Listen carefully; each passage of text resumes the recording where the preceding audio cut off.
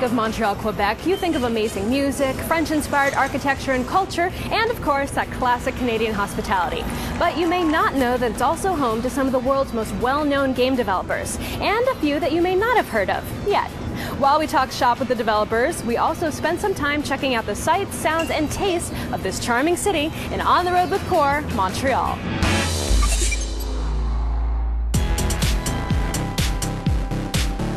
Rising above the trees like something out of a sci-fi novel, the Montreal Biosphere is an impressive sight. But its primary purpose today is much more down to earth. What's the history of the Biosphere? The Biosphere actually was constructed for the Expo 67 back in 1967, and this was the original American pavilion. Oh, excellent. And so what is its primary function today? We educate people from all over the world who come to visit us all about the environment. Tell me more about the house behind us. This is our solar house, and we've had this for about 3 years now. And what's really interesting is, number one, you see on the roof here all the solar panels, which help to absorb the energy from the sun and convert it into electricity. All the inside of the house is completely run by solar energy. Sweet. When can we move in? There's actually a lot of high-tech action going on behind the scenes here at the Biosphere, including a natural water filtration system in the guise of a lovely marsh surrounding the property. The marsh actually just takes that water and within a matter of a month or two filters it into very clean water, which can go right back into the ecosystem or a lake or a river, even cleaner than it was when it came out, probably. So that's why marshes are so stinky. But what that smell really is the decomposition of organic matter underneath the water. So it's natural.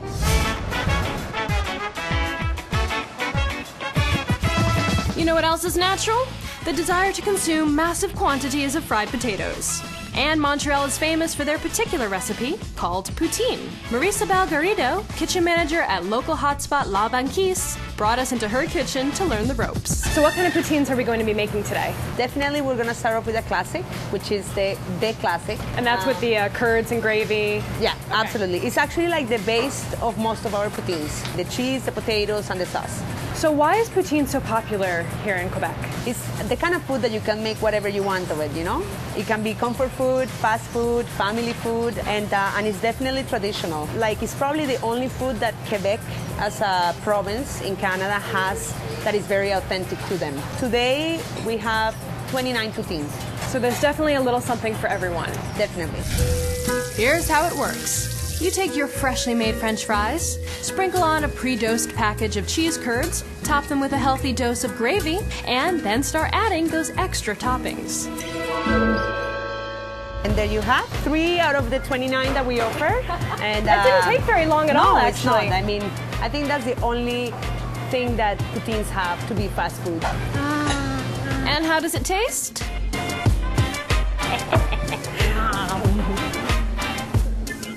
Fantastique.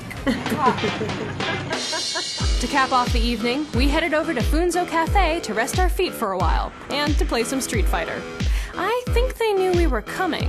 Funzo specializes in catering to the gamer crowd and even hosts monthly tournaments where players can earn bragging rights and a cash prize. But it all started with one man, Foon.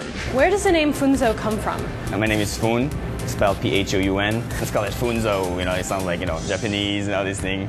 And after a while, when we wanted to build this place, like, what would be a catchy name? Like, I just remember, oh yeah, I use Funzo. Tell us about Funzo. How did it get started? Well, I first played video games at my friend's house, and we were just playing video games, and we said, oh, it would be nice if there's some place in Montreal, you know, we can just lounge and play video games. And mainly I'm more into like Street Fighter, all these fighting games, and hence the concept of Funzo, where you can play the head-to-head Japanese style cabinet, and you play against each other and have a beer, and your friends hang out. That evening, the gamers piled in to play Mortal Kombat and Super Street Fighter 4. There's no shortage of people willing to spend their off hours in front of a TV, controller in hand, and beer in the other hand. And that's really what Montreal is all about. It's a very modern city that has still retained the charm of its French colonial roots. The vibe here is casual and fun, and there's tons of sights to see and things to do here for geeks like us. Au revoir et à bientôt. We'll see you next time in On the Road with Qore.